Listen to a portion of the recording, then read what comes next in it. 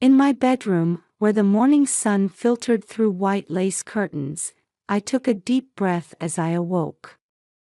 Looking at Michael's profile as he slept beside me, I felt a surge of gratitude for our happy life together. We've been married for 5 years. Our new home in Maplewood, an upscale suburban neighborhood of Boston, is a white 2-story house. In the lawn, roses that Michael tenderly cultivates every holiday are blooming beautifully. Upstairs, we've prepared a room for the baby we hope to have someday. We chose soft yellow wallpaper and put it up together. It's a room filled with memories. My job as a real estate agent is to help others find their dream homes. But having my own home was my dream too. With my annual income of $80,000 and Michael's $150,000 as an investment division manager at Boston Capital Bank, we saved desperately to finally obtain our castle. Good morning, Linda. Michael wakes up and smiles at me gently. His mild-mannered, polite nature always shows me unchanging kindness. Though he has a perfectionist side, that's part of his charm. His vulnerability to pressure is something I want to support him through. On holidays, it's become our habit to enjoy brunch at Flower Bakery and Cafe nearby. Surrounded by the aroma of freshly baked pastries, Michael and I share stories about our week, work talk, future dreams, and thoughts about the children we hope to have someday. Volunteer work at church is also our precious time together. After Sunday's service at First Baptist Church of Boston, helping with the children's Bible study has become our routine. Seeing the children's innocent smiles makes my desire to become a mother grow stronger. It was at this church that Michael and I met. At a Christmas charity event 6 years ago, he picked up the scarf I had dropped in the crowd. "This scarf has such a lovely color," he said with a smile that I can still vividly remember.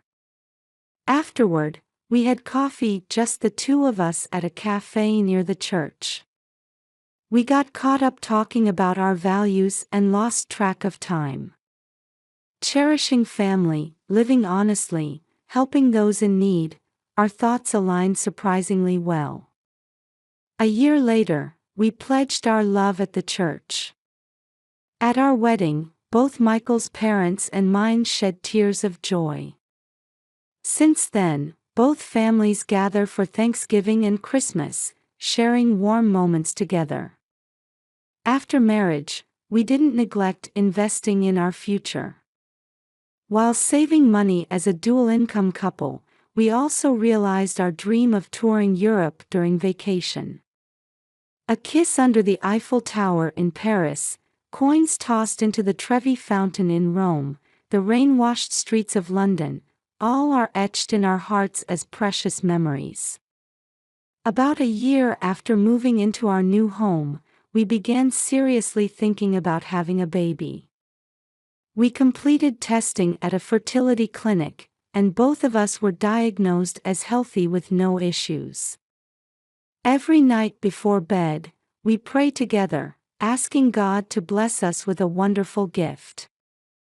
On weekends, it's become our tradition to host dinner parties for couple friends we met at church. While enjoying homemade dishes, we chat about raising children. Seeing how happy our friends are makes my desire to become a mother grow stronger. From my office handling luxury real estate in Back Bay, I can see the Charles River flowing. During lunch breaks, I sometimes take walks along the river, imagining future dreams, the image of Michael and me walking hand in hand with our child. Just picturing it warms my heart. Though Michael keeps busy every day in the financial district, he always puts family first. On holidays, he makes sure to make time for walks in Boston Common or shopping on Newbury Street. Even when he seems stressed from work, he never shows an unhappy face at home. Our daily married life isn't flashy, but it's bound by genuine love. We choose ingredients at Whole Foods Market and cook dinner together. After meals, we cuddle on the living room sofa and share the day's events. Though it might seem trivial, these ordinary moments are priceless treasures to me. Lately, my real estate work has been going well too. I often handle luxury properties in Back Bay, and clients trust me deeply. I especially love helping young couples find homes. I'm always moved by their figures, starting new lives with dreams and hopes just like we did.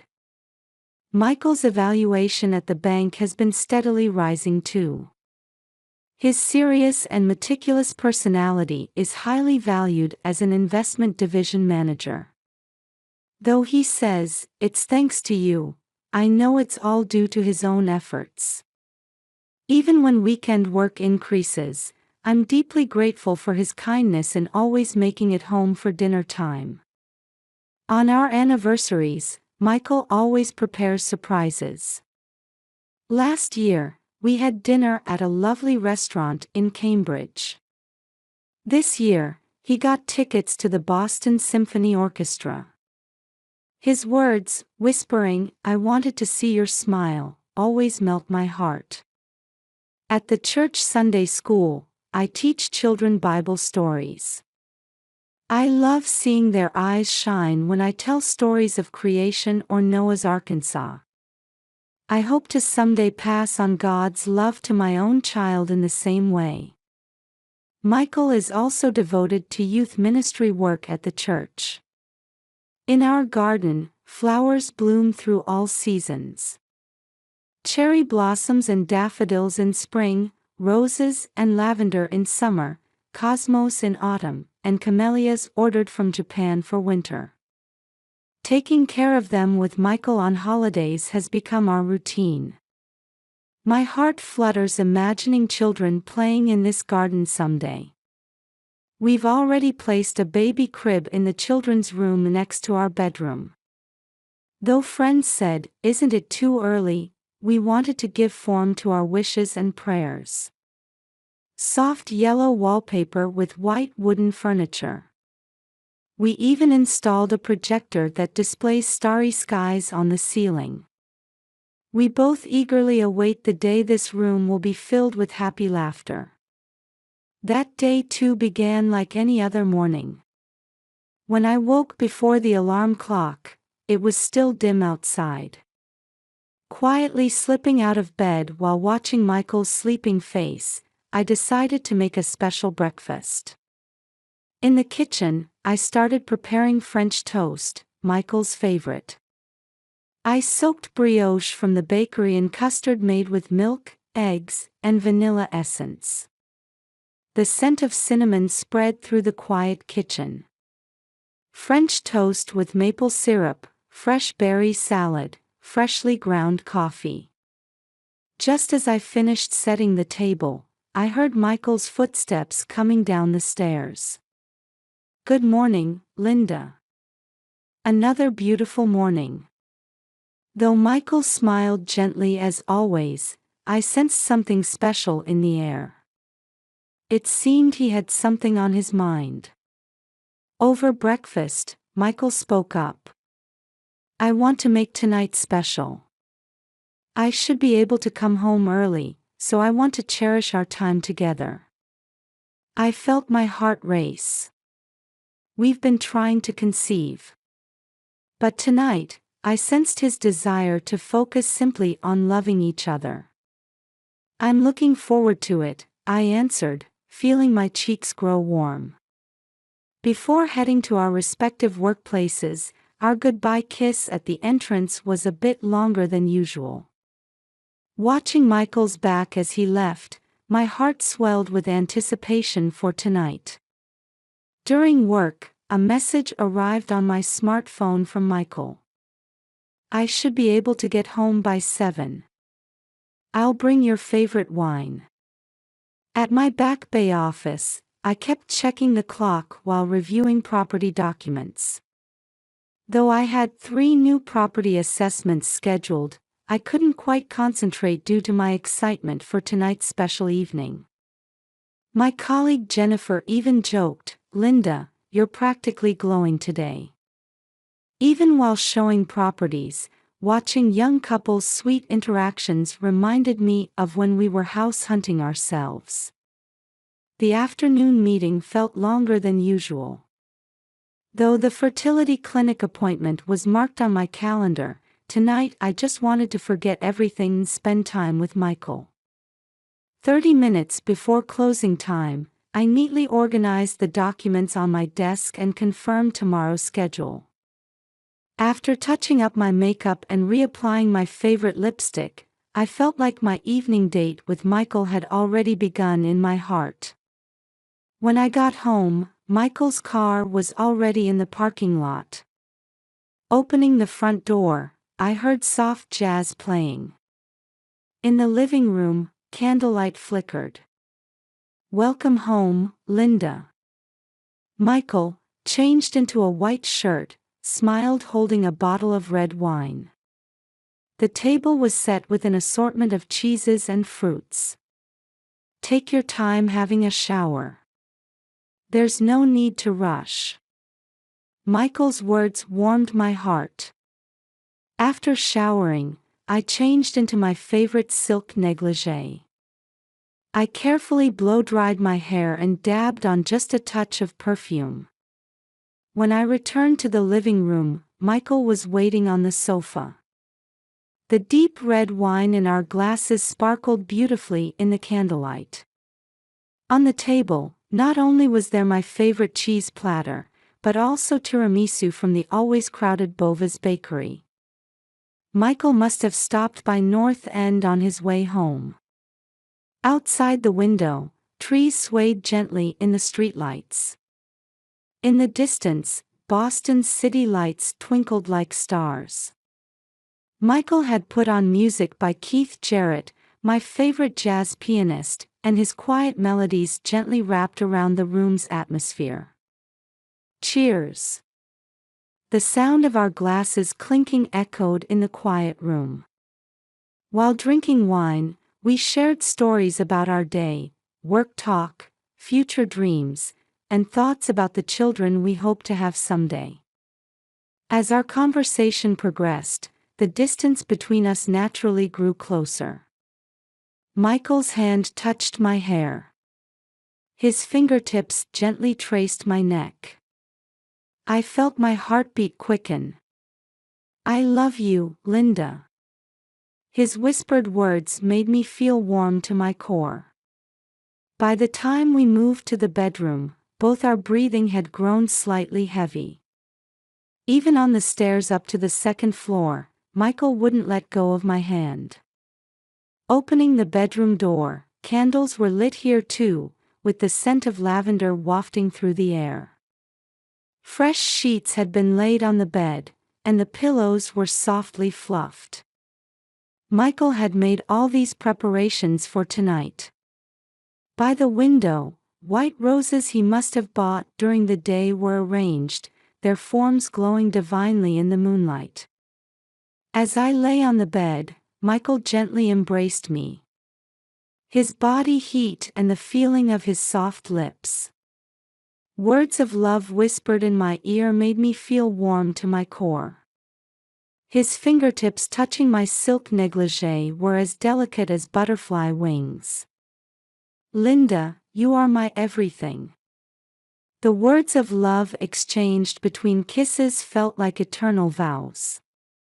This perfect moment with my beloved, it was God's greatest gift to us. That's when sudden, intense pain struck my lower abdomen. "Ah, it hurts, my stomach." My body tensed with pain unlike anything I'd experienced before. Cold sweat broke out, and my vision began to blur.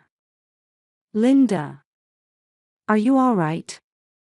Michael's voice seemed to come from far away. "Michael, help me." Though I desperately forced out the words, consciousness was slipping away. The last thing I saw was Michael grabbing his phone in panic. His voice calling an ambulance seemed hazy, as if heard underwater. My wife suddenly. Michael's voice desperately explaining the situation. Then complete darkness enveloped me. I thought I heard the sound of an ambulance siren in the distance. But even that wasn't certain. Consciousness sank into deep, deep darkness. When consciousness began returning, the first thing I noticed was the strong smell of antiseptic. My whole body felt heavy, as if slowly rising from the bottom of a deep sea. Along with that, anxiety about the unfamiliar environment gradually invaded my consciousness. Opening my eyes, I saw an unfamiliar white ceiling. The hospital room's characteristic bluish-white light illuminated the quiet space. The regular dripping sound of the floor marked time like a second hand. Feeling warmth in my right hand, I turned my face slightly to see Michael holding my hand with an exhausted expression. Dark circles were carved under his eyes, and his shirt was wrinkled. In his profile, as he stared into space, I saw shadows I'd never seen before. Michael. When I called out in a hoarse voice, he jumped up. His widened eyes held a mixture of relief and fear. Linda. Thank goodness, thank goodness. Large tears welled up in Michael's eyes. His hands trembled, gripping mine tightly as if afraid I would disappear. How long was I asleep? My throat was dry, and my voice wouldn't come out properly. Michael hurriedly offered me water. About 24 hours, the nurse explained kindly as she entered the room. Let me check your vital signs. Temperature, blood pressure, heart rate. While the nurse efficiently conducted the tests, I tried to trace my memories of last night. Wine, candles, and then sudden pain. The memories after that were as hazy as being in fog. Dr. Smith will be here shortly, the nurse said before leaving, and silence returned to the hospital room. Michael seemed to have something to say, opening and closing his mouth several times. Though I felt something odd about his behavior, I closed my eyes again. The fatigue in my body hadn't completely lifted yet. After a while, Dr. Smith entered with a knock. A female doctor in her late 40s, she had eyes that suggested deep insight. Linda, how are you feeling? She asked in a gentle voice. My body feels a bit heavy, but the pain has settled down. Dr. Smith nodded while making notes in the chart. Then, after a pause, she began. This is difficult to say, but about your husband. At that moment, Michael's hand trembled. His face grew visibly pale. What do you mean? My voice rose slightly. The doctor took a deep sigh and slowly began explaining. Your symptoms are caused by pelvic inflammatory disease. The cause is a sexually transmitted infection. My mind went blank. A sexually transmitted infection. But we're married. I couldn't process this incomprehensible information. Unfortunately, because this condition has persisted, there's a possibility of temporary infertility. Treatment will take time. The atmosphere in the examination room suddenly grew heavy. I could see the blood drain from Michael's face. This is my responsibility. Michael began in a trembling voice. It's all my. His voice broke off there.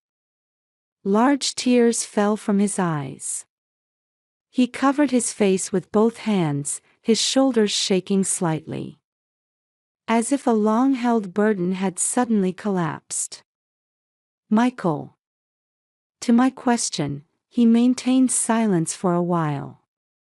When he finally raised his face, he wore an expression of agony I'd never seen before. "An employee named Jessica, 6 months ago." The words came out in fragments. "A new employee assigned to the investment division. Smart, attractive, trusted by everyone." It started with casual conversation, gradually growing closer. Using a promotion on a new project as bait, she got close to him, gained leverage over him, and then. Each word stabbed my heart like a knife. Where did they kiss? The office? A hotel? When did it start? How often?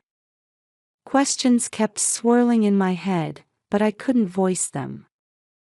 My husband who had sworn to love me. My husband who wanted children. My husband who had pledged eternal love before God at First Baptist Church of Boston. My husband who went to Sunday service with me and was devoted to volunteer work. It all seemed like a bad joke. Why? My voice was barely a whisper. In that one word was packed all my questions, the sadness of betrayal, and anxiety about the future. Michael's confession didn't stop. Work pressure, anxiety about promotion, and words blaming his own weakness poured out. Casual conversations at his desk, drinks after meetings, and guilt after being intimate. Fear when symptoms began appearing. Self-loathing for continuing to hide everything. I was scared of losing you. I couldn't respond to his tearful apology. After that, events took an unexpected turn. Michael's confession triggered an investigation at Boston Capital Bank. The internal investigation conducted by HR and legal revealed shocking facts one after another. Jessica had approached other married male employees with similar tactics. She deliberately formed relationships using promotions and money as bait, intentionally spreading infection. Not just the investment division, but managers in corporate sales and international operations had fallen into her trap.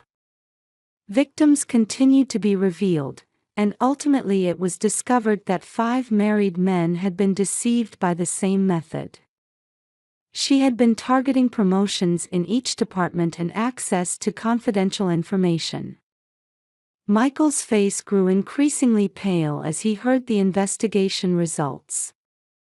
If only he had noticed earlier, if only he had had the courage to speak up, he could have prevented other victims, and above all, prevented me from going through this.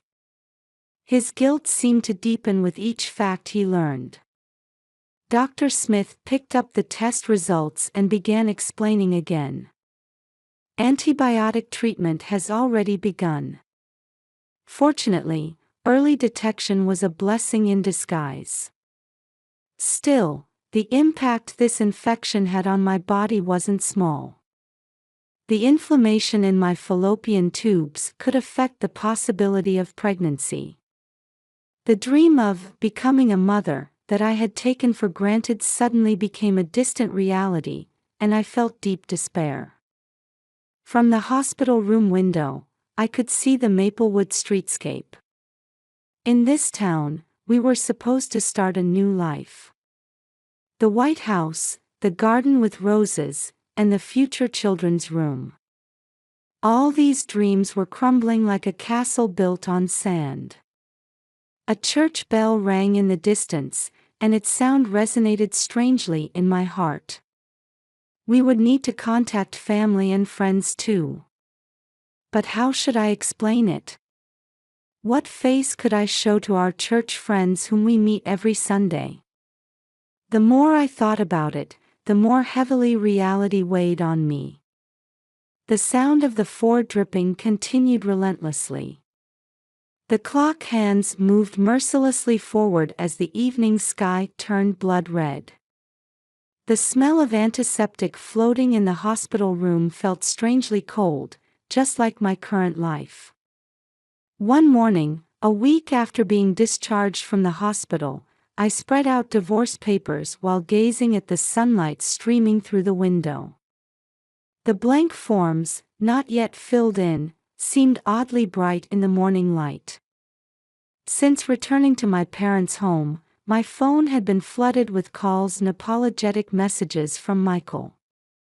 Though my parents initially showed their anger, they gradually softened their stance, saying, "Everyone makes mistakes, and forgiveness is important too."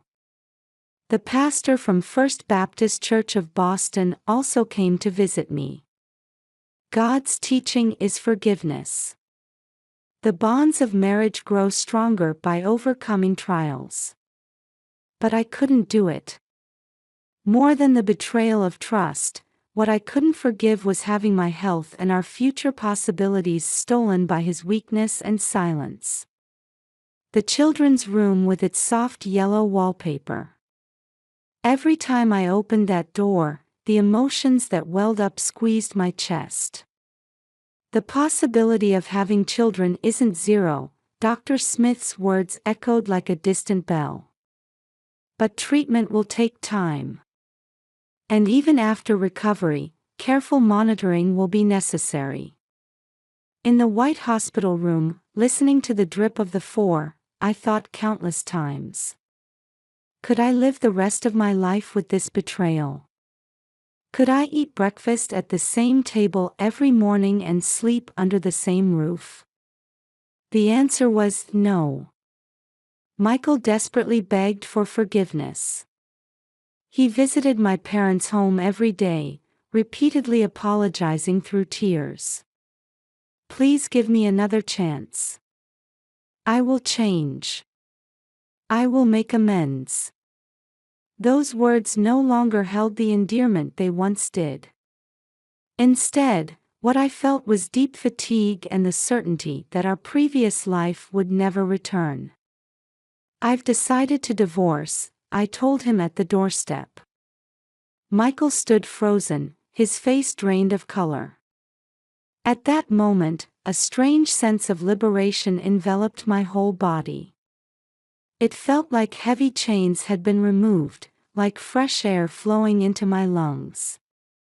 Over the next few days, I quietly worked on plans for my new life.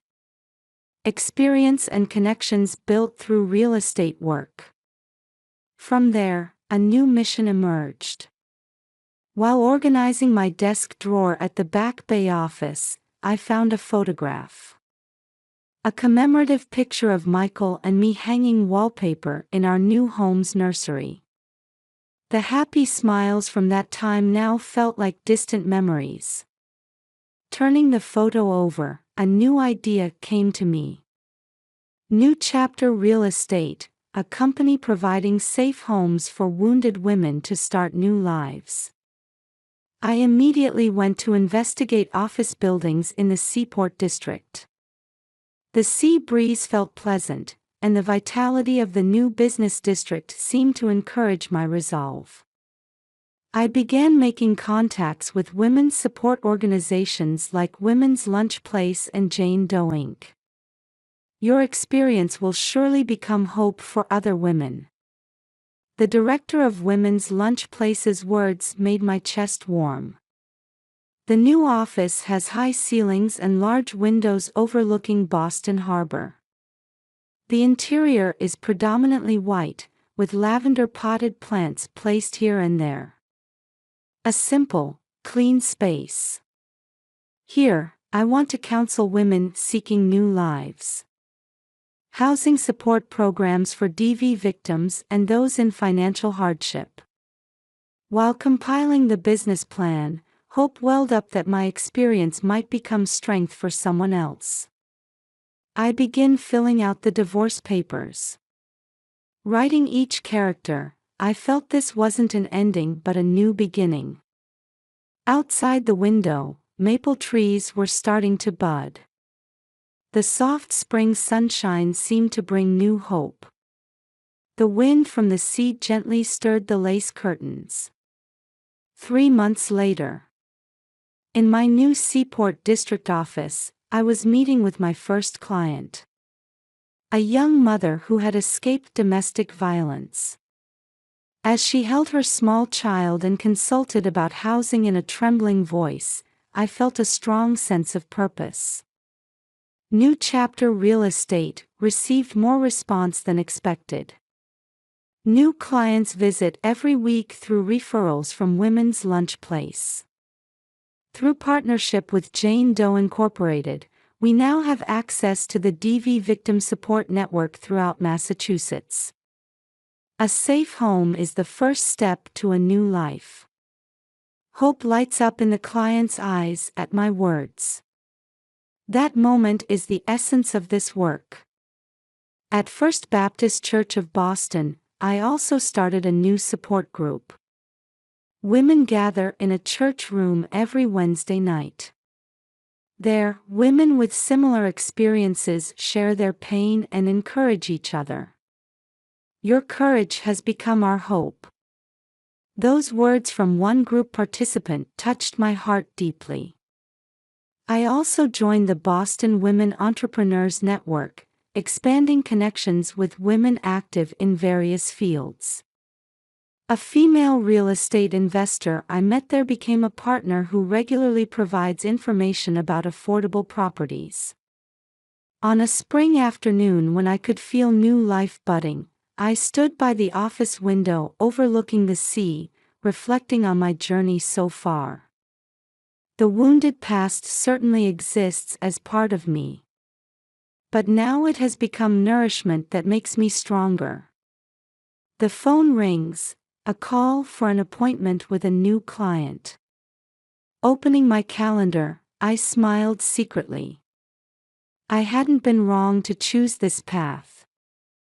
The mission statement on the wall reads: Safe and hopeful homes for all women. A season of new buds. My life, and the lives of women needing support, were beginning a new chapter with certain hope. Michael ended up resigning from the bank.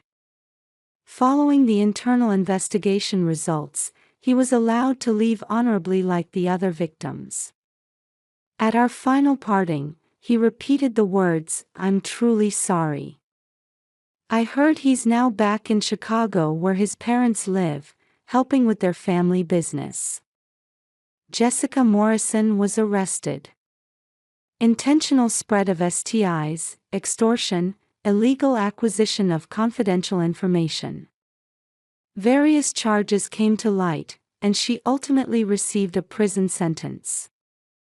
Her actions weren't merely for financial gain but revenge against men in power. Court records showed that harassment she suffered at a previous workplace had led her down a twisted path. Ironically, this news created significant ripples in the financial industry, triggering the introduction of new prevention programs against workplace sexual violence and harassment. It unexpectedly became a tailwind for my support activities, making this experience a foundation for a better future. That has now become the guiding principle of my life.